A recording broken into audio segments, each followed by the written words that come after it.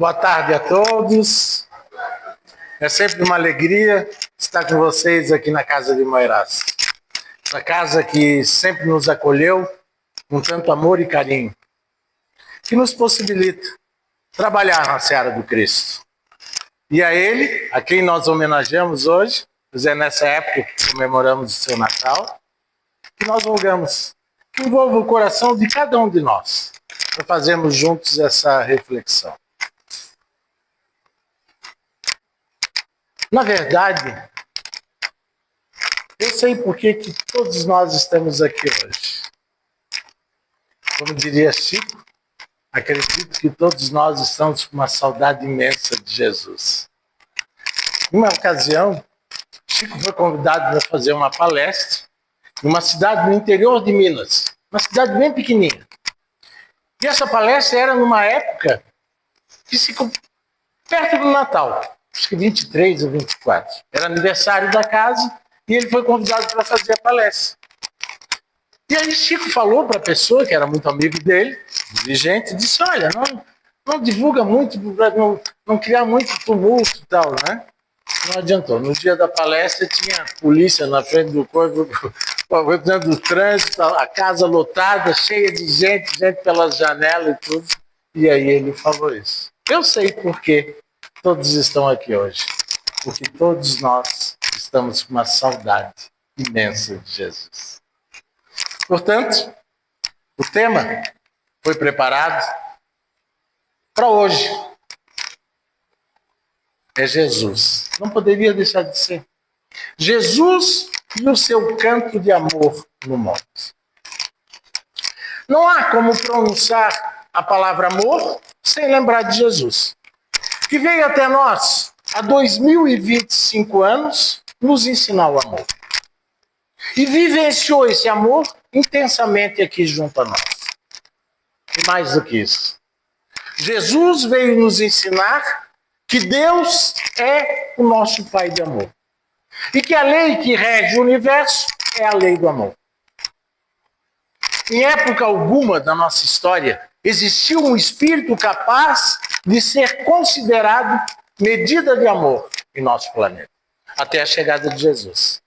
Ele é a forma de amor para todos os espíritos do orbe, encarnados e desencarnados. E seus ensinos são palavras da vida eterna, pois que Jesus não falava simplesmente para homens e mulheres, e sim para espíritos que viverão eternamente.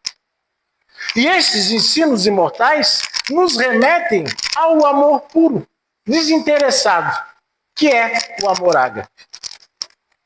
E teve um espírito que compreendeu isso com muita profundidade, o apóstolo Paulo.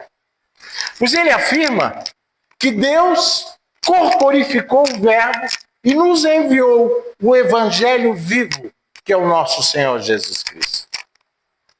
E aqui são um ponto bastante importante. Porque se Paulo afirma que Jesus é o Evangelho vivo, qual é o significado da palavra Evangelho? Boa nova? Boa notícia? Então Paulo afirma que a boa notícia chegou à Terra em forma de ser humano. Um espírito imortal, que é Jesus. Por que será que Paulo falou isso? Porque Jesus é a mensagem exemplificada. Ele caminhou, suou, sofreu, sorriu, chorou, sangrou, foi crucificado, mas voltou. Voltou para nos provar a existência do corpo espiritual, da vida após a vida. Portanto, Jesus não consiste simplesmente numa ideia, teoria, símbolo ou imagem. Antes, se trata de um espírito imortal. Está vivo e atuante, e sempre presente. Essa é a ideia que nós gostaríamos de trazer para a nossa reflexão hoje. Jesus, como nos foi apresentado pela doutrina espírita. O Cristo vivo, não o crucificado. Jesus está aqui, ao nosso lado, nos dando a mão, nos convidando para seguirmos juntos o rumo à perfeição. Jesus é o governador espiritual do orbe terrestre. Ele é o nosso guia e modelo. E a moral ensinada por Jesus é a mais pura demonstração da lei de Deus. Mas muito se tem falado sobre os ensinos de Jesus. Muitos estudiosos se debruçaram sobre eles. Muitas palestras foram feitas. Muitos livros foram escritos. Mas é verdade também que o apóstolo Levi foi o primeiro a tecer anotações acerca desses ensinos imortais. Durante os 3 anos que ele caminhou ao lado de Jesus, ele vivenciou e registrou esses ensinos mais impactantes. Essas ideias mais sublimes, que tocaram o coração de todo aquele povo, inclusive do apóstolo. Mas também é verdade que no capítulo 5 do Evangelho de Mateus, nós vamos encontrar um dos ensinos mais importantes de Jesus. Um verdadeiro cântico de amor e de compaixão, que é o Sermão do Monte.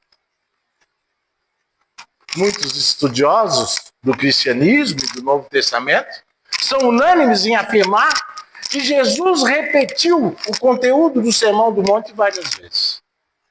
Muitos até dizem se tratar de uma coletânea das ideias principais do Evangelho.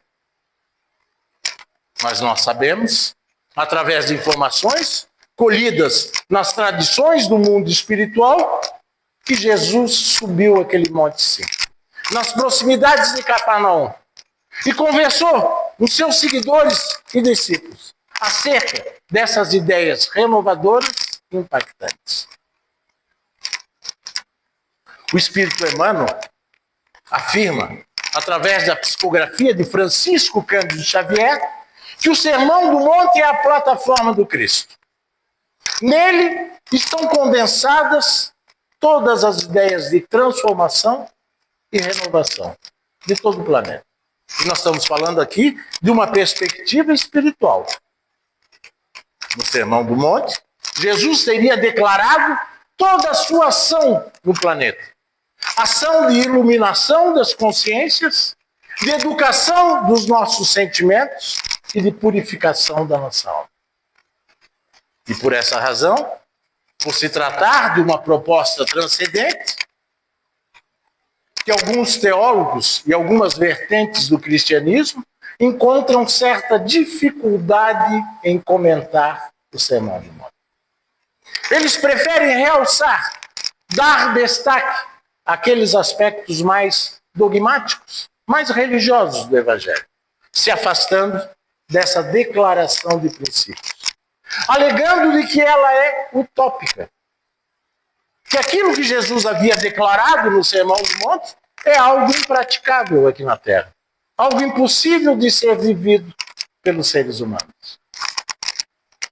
Mas a verdade, meus irmãos, é que o Sermão do Monte é um grande desafio até para os grandes espíritos. Eurípides Barçanufo, um dos coordenadores das falanges espirituais brasileiras, ao ser apresentado aos postulados da doutrina espírita, teria declarado a sua dificuldade em compreender o Sermão do Monte. Em certa ocasião, ele, que era um católico fervoroso, pois ele era secretário da congregação São Vicente de Paulo em Sacramento, foi convidado pelo seu tio Mariano para participar de uma sessão espírita, de uma reunião mediúnica. Seu tio Mariano era um tio muito querido, e ele havia fundado um centro espírita lá no interior de Sacramento. Mais precisamente a 14 quilômetros de Sacramento, Fazenda Santa Maria. Se tratava de um grupo bastante rústico, formado basicamente por lavradores humildes, mas laboriosos, pessoas íntegras, com uma vontade enorme de aprender. E no dia marcado para a reunião, Eurípides compareceu e ele teria dito ao irmão que dirigia os trabalhos que ele só acreditaria no Espiritismo se João Evangelista viesse ensinar a ele o Sermão do Monte. Pois bem, iniciada a reunião, ao cabo de alguns minutos, um daqueles lavradores humildes, completamente analfabeto, dá início a uma psicofonia, onde João Evangelista vinha esclarecer Eurípides acerca do Sermão do Monte. Terminada a reunião, ele se declarou espírita para sempre. Retornou ao sacramento, se desligou da congregação de São Vicente de Paulo e passou a trabalhar no movimento espírita. Na reunião seguinte, foi a vez de Dr. Bezerra de Menezes se apresentar, esclarecendo, saudando o amigo, esclarecendo que tudo isso havia sido planejado na espiritualidade. E nós sabemos, através da obra Brasil, Coração do Mundo, Pátria do Evangelho, que Eurípides foi um dos espíritos preparados na espiritualidade para trabalhar na implantação da árvore do Evangelho em terras brasileiras. E João Evangelista foi o apóstolo escolhido por Jesus para coordenar a vinda do Consolador prometido à Terra. Isso está no livro Crônicas de Além Túmulo. Também psicografia de Francisco Cândido Xavier, ditado pelo Espírito Humberto de Campos. Capítulo 15, Ordem do Mestre. Então, meus irmãos, essas são as informações colhidas no plano espiritual, que falamos no início da nossa fala. Mas o fato é que o Sermão do Monte são propostas tão impactantes. Elas nos remetem a uma realidade tão sublime que mesmo aqueles que não são cristãos acabam aplaudindo e reconhecendo a espiritualidade das palavras de Jesus. Uma dessas personalidades foi Mahatma Gandhi, pois ele teria dito que se todos os livros da Terra se perdessem e sobrasse um único exemplar do Sermão do Monte, nada estaria perdido. E houve uma outra ocasião, bastante curiosa, mas também muito triste, em que Gandhi participava de um diálogo interreligioso em Londres. É lógico que a grande maioria eram teólogos ingleses, e um deles, aliás, com pouca educação, teria feito a seguinte pergunta a Gandhi: o que seria necessário para que o cristianismo se expandisse com maior força na Índia? Uma pergunta provocativa, desnecessária, levando em consideração que Gandhi não era cristão e que a maioria esmagadora da Índia também não era cristã. Mas Gandhi pensou um pouco e respondeu: duas coisas são necessárias. E quando ele respondeu, o teólogo ficou um pouco perturbado, pois ele acreditou que Gandhi fosse aceitar a provocação e fosse reagir de uma forma hostil. Mas não, Gandhi continuou: se de fato vocês querem que o cristianismo se expanda com maior força na Índia, realmente duas coisas são necessárias. A primeira é que o cristianismo seja ensinado sem deturpações. E a segunda é que os cristãos passem a viver como Jesus. É lógico que eles desistiram da ideia, preferiram deixar tudo como estava. Mas essa é a grande questão do Sermão do Monte. Ele coloca um conjunto de valores, de propósitos. Ele estabelece a verdadeira identidade do seguidor de Jesus. Identidade é algo muito importante, porque nós costumamos agir de acordo com aquilo que acreditamos ser. Ao se definir a partir de um conjunto de características, nós agimos conforme essa identidade. Vou citar alguns exemplos aqui. Algumas religiões do orbe acreditam ser um valor, uma virtude, a violência. E ao se definirem, do ponto de vista religioso, como seres que utilizam a força física para imporem as suas ideias, é claro que o comportamento dessas pessoas será marcado pela violência. Nós temos assistido no mundo inteiro ações de pessoas dessa natureza. Eles ingressam em templos religiosos, matam, explodem, ferem em nome da sua fé. A violência, a força física, é um valor dessas pessoas. É algo a ser ensinado para as suas crianças. Algo a ser cultivado pela sociedade. Pois bem, se nós pegarmos o Sermão do Monte e fizermos um resumo, um elemento se destaca nessa identidade construída por Jesus. Esse elemento é a paz. A todo momento no Sermão do Monte, Jesus realça a paz. E atribui um valor que é expresso por aqueles que cultivam a paz. Bem-aventurados os mansos, ou seja, os pacíficos. Bem-aventurados os pacificadores. O manso, a pessoa pacífica, é aquela que possui a identidade da brandura e da paz. Seus hábitos de vida expressam a paz. Interiormente, ele irradia a paz. O pacificador é um passo além do pacífico.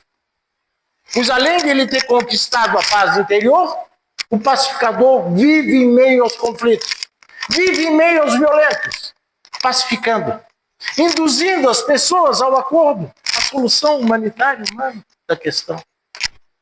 Esses são os ativistas da paz. Mas um fato bastante interessante é que Jesus não atribui um valor, uma identidade de ser cristão. Ele poderia ter dito, isso é muito importante, ele poderia ter dito, bem-aventurados que me seguem. Mas não tem essa bem-aventurança. Bem-aventurados são aqueles que possuem um rol, uma lista de virtudes. Por isso, nós trouxemos Gandhi para ilustrar a nossa fala. Em pleno apartheid, Gandhi caminhava pela calçada, quando o soldado inglês se aproximou dele, sem motivo nenhum aparente, passou a empurrar e espancar, e Gandhi cai no chão. Gandhi se levanta, começa a recompor as suas vestes, e por ele não apresentar nenhuma reação, nem física e nem verbal, o soldado se irrita mais ainda e passa a bater nele novamente. E Gandhi cai novamente no chão. E quando Gandhi está se levantando, o soldado pergunta a ele: quem é que te ensinou a ser tão covarde assim? Gandhi olha para o soldado, aponta para ele e diz: esse homem que está no crucifixo pendurado no teu pescoço. Mas ele falou isso com uma força moral, com um magnetismo tão grande, que o soldado caiu de joelhos chorando. Pois ele se deu conta que a referência de paz daquele homem que estava caído à sua frente era Jesus, a quem ele se dizia seguidor. Ele, o cristão, agindo de forma que Jesus ficaria envergonhado. Então ele passa a ajudar Gandhi. E aí eu trago aqui para a nossa reflexão. Para o nosso evangelho do dia a dia. Estávamos estudando? Esse é o tema que está em pauta aí do nosso estudo do Evangelho de Deus, que é realizado todas as quartas-feiras, às 14 horas. Eu pergunto a vocês, como é que nós podemos acreditar em algo? Como é que nós podemos nos dizer seguidores de Jesus, seguidores do Evangelho, tendo um comportamento tão diferente daquilo que ele nos ensinou? Então, esse é um elemento importante. Jesus define o pacífico e o pacificador como um elemento de identidade do cristão. O verdadeiro cristão é pacífico e pacificador. Mas há ainda outros elementos abordados por Jesus e que nós gostaríamos de trazer para a nossa reflexão. E um outro elemento muito importante na identidade fixada por Jesus é a humildade. A humildade. Mas aqui há uma grande confusão. Porque nós costumamos definir essa virtude que é puramente espiritual através de critérios materiais. A ponto de olharmos para uma pessoa que não possui bens materiais em abundância e dizemos que essa pessoa é humilde. Um grande engano. Porque existem pessoas com muitos bens materiais extremamente humildes. Ao passo que também existem pessoas com pouquíssimos recursos materiais profundamente orgulhosas. Humildade é um aspecto da identidade. Não tem nada a ver com a roupa que você usa, com o carro que você dirige, com a classe na qual você se enquadra. O que é, então, que tem a ver com humildade? Humildade tem a ver com excelência. Se você quiser ser excelente em qualquer área, em qualquer ramo, em qualquer aspecto da sua vida, você precisa ser excelente. Vamos refletir aqui. Falamos há pouco que o Sermão do Monte é a plataforma do Cristo. Ali Jesus expressou o que pretende fazer com a terra e o que pretende fazer conosco. Como é que começa o Sermão do Monte? Bem-aventurados, pobres de espírito, isso é, os humildes. E como é que finaliza? Sede perfeitos, como é perfeito o vosso Pai Celestial. Tem sentido? Tem sentido. Porque nós precisamos ser humildes para nos tornarmos perfeitos. Somente assim nós permaneceremos nessa busca incessante pela perfeição. Nessa busca sem fim pelo aprimoramento, pelo bem feito, pelo bom gosto, pela bondade, pela excelência. Mas acontece que excelência não é um pódio, não é um troféu. Você não chega na excelência. Nós temos essa ideia que nos tornamos excelentes, porque consideramos excelência um lugar, uma posição, um ponto máximo. E não é. Excelência é um processo. E somente se mantém e conserva a excelência aquele que é humilde. Isso é muito simples. Porque aquele que não é humilde acha que chegou. O problema do orgulhoso não é o fato dele reconhecer que é bom em algo. Isso é autoestima. O fato de você reconhecer que é bom em algo, que possui uma habilidade, isso não tem problema nenhum. Isso é saudável. O problema é você achar que é bom o suficiente. Que não precisa mais se aprimorar. Isso é um problema. Por quê? Porque daí você para no tempo. Para de se aperfeiçoar. Então você era bom na década de 80, na década de 90 você não era mais. Uns eram bons em 2005, em 2025 não são mais. E o que é que garante esse contínuo processo de aperfeiçoamento? A humildade. Vou contar uma história para vocês aqui. Espero não deixar ninguém triste. Não dando nenhum spoiler para ninguém. Mas Sócrates morreu. O grande filósofo grego Sócrates morreu. Morreu envenenado. Foi condenado a tomar cicuta. Sabe qual foi a acusação? Corromper a juventude. Aquelas pessoas nem imaginavam o que estaria acontecendo hoje em 2025. Mas enfim, foi condenado, tomou cicuta e morreu. Mas, na sua condenação, Sócrates compareceu perante o tribunal de Atenas para fazer a sua defesa. Porque se na época as regras do tribunal era que o próprio acusado fizesse a sua defesa. E essa defesa está imortalizada nos escritos deixados por Platão. E Sócrates inicia a sua defesa da seguinte forma: me dirigi ao oráculo de Delfos. Só para a gente esclarecer, a pessoa se dirigir ao oráculo de Delfos era a mesma coisa que ir no centro espírita procurar um médico. Porque o oráculo de Delfos era um templo onde se reuniam as pitonisas, que eram as médiuns daquela época. E Sócrates realmente foi ao oráculo de Delfos. E quando ele entrou no oráculo de Delfos, as pitonisas todas se levantaram. E aquela que coordenava os trabalhos disse: curvem-se, pois acaba de entrar no oráculo de Delfos o homem mais sábio do mundo. E aí Sócrates, quero saber quem é, né? Ela falou: é você mesmo. Aí Sócrates ficou num grande dilema. Porque o oráculo de Delfos era muito respeitado em toda a Grécia, em especial em Atenas. Era muito conceituado, mas ele não se achava o homem mais sábio do mundo.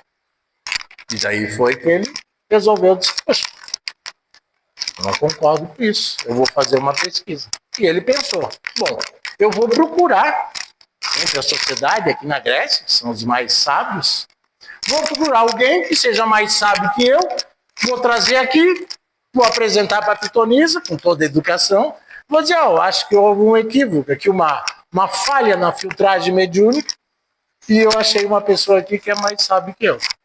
E foi aí que ele saiu fazendo a pesquisa. Acontece que a sociedade na Grécia, naquela época, se dividia em 3 grandes segmentos. Eram os artesãos, englobavam tecelões, toda aquela turma era fantástico. Os filósofos, tá? E os políticos. Naquela época existia sábio na classe dos políticos. Nós estamos falando aqui da época de Péricles, o grande estadista. E Sócrates saiu a campo para fazer pesquisa. Foi primeiro entre os tecelões. Procurou, achou um bom, outro, de repente ele acha que o cara era um exímio artesão. O cara, ele mesmo ficou impressionado, o cara tinha uma habilidade e tal. Mas, por ele ser um exímio artesão, ele se achava bom em tudo. E isso acendeu um sinal de alerta. Esse aqui não me serve. E Sócrates foi, então, buscar na classe dos políticos. E realmente tinham políticos fantásticos. Estamos falando de Péricles. E lá ele achou uma pessoa que realmente era uma pessoa muito hábil na política. Se preocupava realmente com as questões da sociedade, que estava envolvido com o problema. E ele disse, poxa, achei o cara. Está aqui o cara, vou levar isso aqui. Mas da mesma forma, por ele ser um hábil político, ele se achava bom em tudo. E Sócrates, não, também não me serve. Mas aí, Sócrates foi procurar no meio dos filósofos. E nós sabemos que a Grécia é onde tinha os maiores filósofos. Estamos falando aqui de Plutarco de Mitilene, Tales de Mileto. Lembra do teorema de Tales? Outra antiga. Lembra? Aqui da matemática que vai lembrar. Sócrates, Platão, eram os melhores. E ele foi procurar e começou a achar um melhor que o outro. E Sócrates ficou encantado com as pessoas e achou isso, que ele achou um cara que era uma sumidade. E disse, pronto, achei o cara. Mas da mesma forma que os outros dois, por ele ser um exímio filósofo, ele se achava bom em tudo. E foi aí que Sócrates falou perante o tribunal de Atenas, agora eu sei por que foi considerado o homem mais sábio do mundo. Porque eu sou o único que reconhece o tamanho da minha ignorância. E foi aí que ele trouxe aquela frase que ficou imortalizada, que hoje trazemos aqui, a tradução direto do grego para o português, por Haroldo Dutra Dias. A frase diz, o que eu não sei é imensamente maior do que aquilo que eu sei. Essa é a frase original. O que eu não sei é imensamente maior do que aquilo que eu sei. Então, meus irmãos, você pode ser um médico, oncologista, o melhor do mundo, e não saber tocar piano, não saber nadar. Você pode ser um médico que lida com a morte e não saber nada de espiritualidade. Isso é tão importante porque revela o valor da humildade. A humildade é uma abertura para o aprendizado, para o aprimoramento. Você compreende que nunca vai parar de aprender.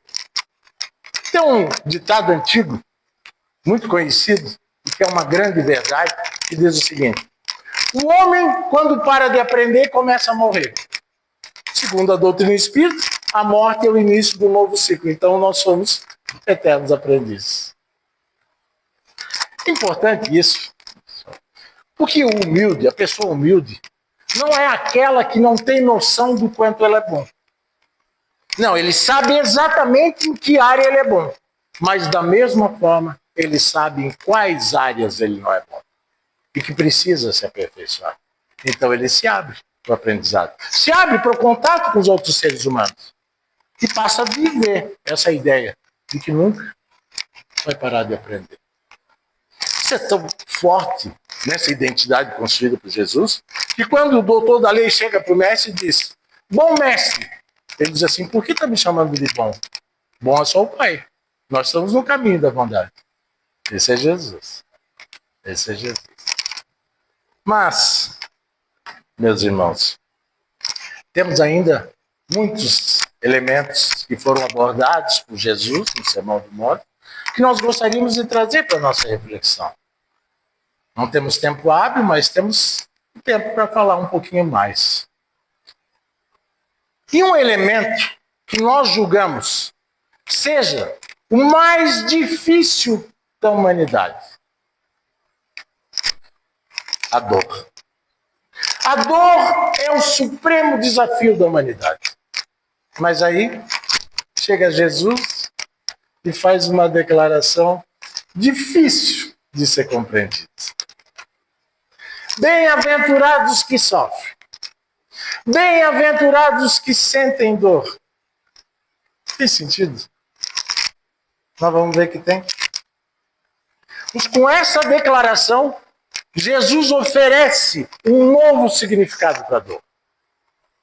Leon Denis, em sua obra O Problema do Ser, do Destino e da Dor, na sua terceira parte, aborda as potências da alma.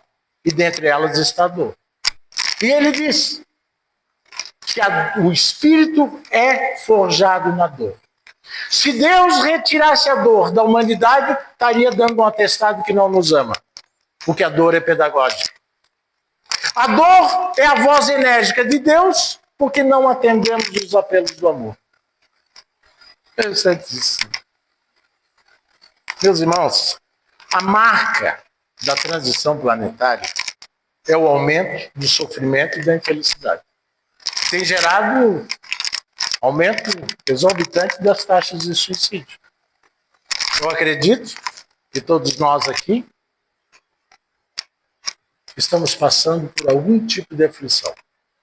Mesmo que não seja diretamente conosco, mas com alguém muito querido do nosso coração.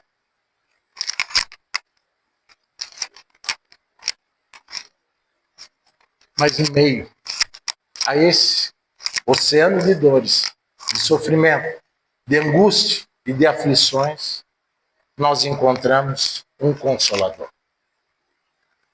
Mas é importante esclarecer o que é Consolador. O que é consolar? Porque nós vimos anteriormente que se a dor não tivesse nenhum propósito, Deus já teria abolido. Se a inteligência suprema do amor infinito a permite, é porque ela tem uma finalidade. Então a doutrina espírita não vem esclarecer dizendo que a dor é ruim. Não. Ela vem esclarecer o porquê da dor.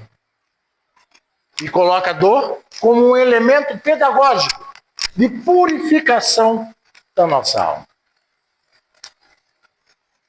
Santo Agostinho afirma que Deus está mais dentro de nós do que fora. Ele olha para a nossa vida através dos nossos olhos. Acompanha tudo, sabe tudo da nossa vida. E como Ele está dentro de todos nós, Ele também olha para o outro por nós, que também olha para nós através do outro. Então, nós devemos nos atentar que a dor existe. Entretanto, Deus está presente sempre dentro de nós. Essa é a verdade que Jesus veio revelar. Mas vamos parar um pouco de falar de dor e vamos falar um pouquinho de amor. No início da nossa fala, trouxemos o apóstolo Paulo. Pois ele compreendeu de uma forma muito profunda o amor ágape. Paulo diz que a caridade é o amor em ação, assim como Jesus nos exemplificou. E na primeira carta aos Coríntios, Paulo trouxe um poema de amor. Onde nós estivermos falando aqui caridade, vocês podem entender que é o amor assim como Jesus vivenciou. Ele diz o seguinte: ainda quando eu falasse todas as línguas dos homens e as línguas dos próprios anjos, se eu não tiver caridade, serei como bronze que soa ou como símbolo que retina. Ainda quando eu tiver o dom da profecia e penetrasse todos os mistérios, que tivesse a perfeita ciência de todas as coisas, ainda quando eu tivesse toda a fé possível, capaz até mesmo de transportar montanhas, se eu não tiver caridade, eu nada sou.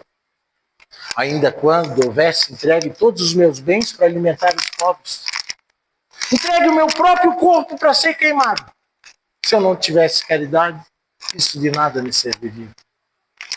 A caridade é paciente, é branda, é benfazeja. A caridade não é jubilosa, não é temerária nem precipitada, não se enche de orgulho, não se rejubila com a injustiça, mas se rejubila com a verdade. Tudo suporta, tudo crê, tudo espera e tudo sofre. Agora, dessas três virtudes permanece a fé, a esperança e a caridade. Mas dentre elas, a mais excelente é a caridade. E como Jesus nunca nos deixou só, ele mandou uma mensagem para nós. Uma mensagem. Através do Espírito Alta de Souza. Psicografia de Francisco Cândido Xavier, que está no livro Parnaso de Alentum, que eu trago aqui para oferecer para todos vocês e para terminar a nossa fala. Mensagem fraterna, Alta de Souza. Meu irmão, tuas preces mais singelas são ouvidas no espaço limitado, mas sei que às vezes choras consternado ao silêncio da força, interpelas. Volve ao teu templo interno abandonado, a mais alta de todas as capelas, e as respostas mais lúcidas e belas hão de trazer alegre de inundado. Escuta o teu coração em cada prece. Deus responde em ti mesmo e te esclarece sobre a força eterna da consolação. Compreenderás a dor que te domina sobre a linguagem pura e peregrina da voz de Deus em luz de redenção. Obrigado a todos. Que Deus, nosso Pai, abençoe a todos nós.